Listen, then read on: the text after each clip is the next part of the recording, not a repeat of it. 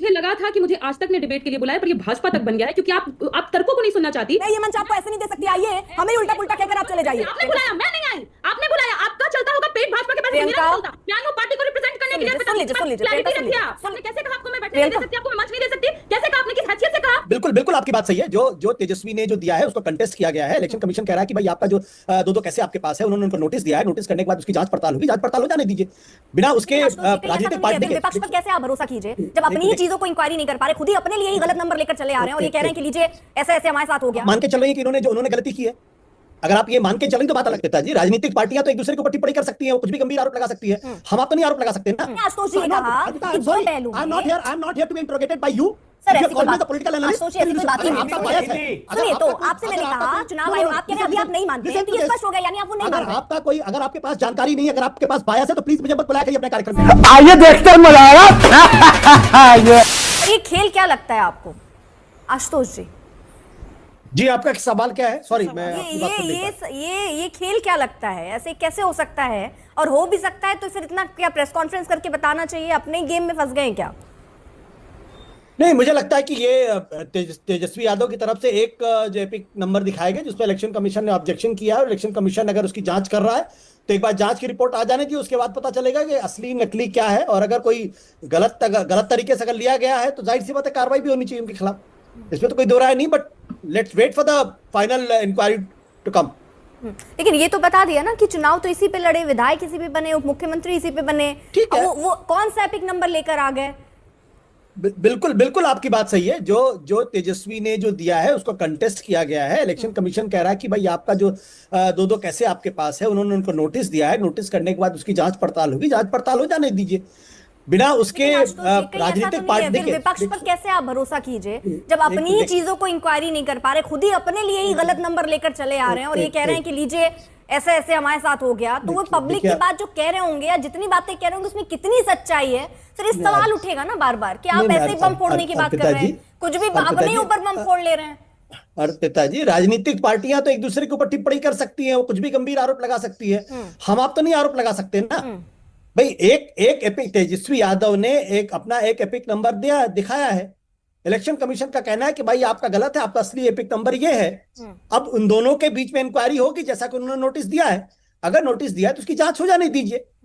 अब उसमें अगर तेजस्वी गलत होते तो तेजस्वी खिलाफ कार्रवाई होगी और फिर उनके जो दावे चुनाव को लेकर है वो। लेकिन इसका दूसरा पहलू भी है कि जिस तरीके से चुनाव आयोग की SIR स्कीम के बाद जो 65 लाख लोगों का हुआ है, इसका मतलब ये तो नहीं कि उस पर सवाल नहीं खड़े होंगे या उस पर बातचीत नहीं होगी या उस पर चर्चा नहीं होनी चाहिए। उस पर भी चर्चा होनी चाहिए क्योंकि 65 लाख वोटरों का लिस्ट से बाहर होना एक बहुत बड़ी संख्या है, लगभग 8% से ज्यादा की संख्या है। तो अगर 8% से ज्यादा की संख्या है तो फिर प्रश्न ये खड़ा होगा कि जो 4 महीने पहले जो इसी इलेक्शन कमीशन ने इन्हीं अधिकारियों के मातहत जो सर्वे कराया था, जो समरी रिवीजन किया था, तो दो स्थितियां पैदा हो गई हैं, एक 4 महीने पहले का, एक अभी का। तो इसका मतलब यह कि जो इनके पहले के जो चीफ इलेक्शन कमिश्नर थे राजीव कुमार, उनके तहत अच्छा काम नहीं हुआ, उनके तहत गलत काम हुआ है और उसके तहत लोकसभा के चुनाव भी हुए हैं, तो उस पर भी चर्चा होनी चाहिए। और इसका मतलब यह नहीं कि तेजस्वी यादव पाक साफ है। अगर तेजस्वी यादव पकड़े जाएंगे गलत काम करते हुए, गलत काम अगर उन्होंने किया, दो एपिक नंबर लेकर घूम रहे, तो जाहिर सी बात उनके खिलाफ कार्रवाई होगी। और अगर यह साबित हो जाएगा तो उनका राजनीतिक नुकसान भी होगा। लेकिन इसका मतलब ये तो नहीं कहा जा सकता कि आप 65 लाख पे सवाल नहीं खड़े सकते या उस पर बातचीत नहीं कर सकते, उस पर भी बातचीत होनी चाहिए। उस पर तो सर बात हो ही रही है। बात तेजस्वी को इसलिए हो रही थी क्योंकि आप किस जगह पर हैं, कितनी बड़ी आपकी इस वक्त पोजीशन है, उसके बाद अगर आप इतनी बड़ी अगर एक तरीके से गलती है, आप एपिक अगर मान लीजिए, मैं ये कहती हूँ आपके पास आपके दो वोटर ID कार्ड है, मान लीजिए एपिक नंबर भी आपके पास 2 है, मान लीजिए आप धांधली कर रहे हैं, मान लीजिए, लेकिन क्या प्रेस कॉन्फ्रेंस कीजिएगा? आप प्रेस कॉन्फ्रेंस करके बताइएगा हमारा एपिक नंबर। और क्या आपको लगता है जो विधायक रह चुका हो, जो मुख्यमंत्री उप मुख्यमंत्री रह चुका हो, वो क्या ये करेगा? उसको पता ही नहीं होगा मेरा एपिक नंबर क्या है। नहीं और फिर सफाई में कहेगा कि एपिक नंबर मेरा पहले नाम ही काट दिया, अच्छा अब नाम नहीं काटा तो मेरा एपिक नंबर चेंज कर दिया। आप जनता के प्रतिनिधि ही बनेंगे और उनके प्रतिनिधि के तौर पर अगर आप इस तरह की बयानबाजी गैर जिम्मेदाराना तौर पर करते हैं तो क्या ये भ्रम पैदा करने की कोशिश नहीं है? पिताजी, तो आप मान के चल रही हैं कि उन्होंने गलती की है? अगर आप ये मान के चलें तो बात अलग है। अगर चुनाव आयोग ये स्पष्ट कर दे रहा है नहीं, कि ये लेकिन जो एपिक नंबर था उसमें वो पहले चुनाव लड़ चुके हैं, उन्होंने सामने रख दिया सर पूरा डेटा, उसमें मानना ना मानना सफाई तो आ चुकी है। आप किस सफाई की बात कर रहे हैं मैं नहीं समझ पा रही सर। नहीं, अभी चुनाव आयोग ने उनको नोटिस दिया है। नोटिस दिया है, वो ये पूछ रहे हैं कि आप ये बताइए कि वो दो जो आप जो दूसरा आप बता रहे हैं वो क्या है, लेकिन चुनाव आयोग ने ये तो कम से कम स्पष्ट कर दिया है ना कि आपका एपिक नंबर यही था जिस पर आप पिछला चुनाव लड़ चुके हैं, जिस पर आप विधायक बन चुके हैं, जिस पर आप उप मुख्यमंत्री बन चुके हैं, वो तो स्पष्ट हो चुका है सर। फिर उसमें तो कोई संशय की स्थिति है ही नहीं। नहीं अर्पिता जी, पहली बात यह है कि दो दावे हैं, एक तेजस्वी का दावा है, दूसरा इलेक्शन कमीशन का दावा है।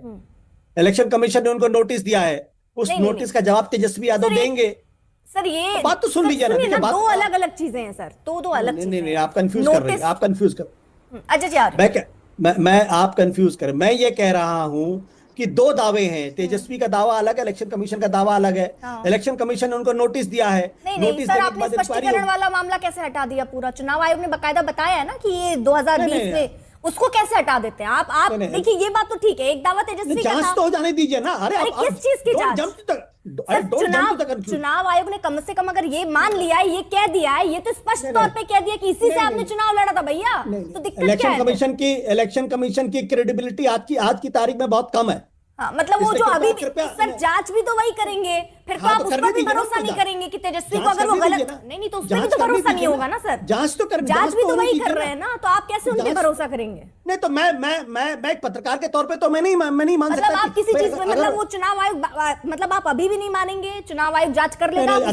अर्पिता जी, आपका अधिकार हो सकता है, आप उनको अभी भी अपराधी मान ले और उनको जेल भेज दे। नहीं, मैं क्यों किसी को अपराधी? मैं सर हर पहलू बता रही हूँ, आप उसमें एक अपने हिसाब से आपने एक पहलू और दूसरा पहलू चुन लिया, बीच का जो पहलू आपने हटा दिया। प्लीज अगर ऐसे बात ना करें, इसलिए मैं आपसे कह रही हूं सर, नहीं ऐसे कृपया करके ऐसे बात ना करें। मेरा अपना अधिकार है, मेरा अपना तरीका है बोलने का।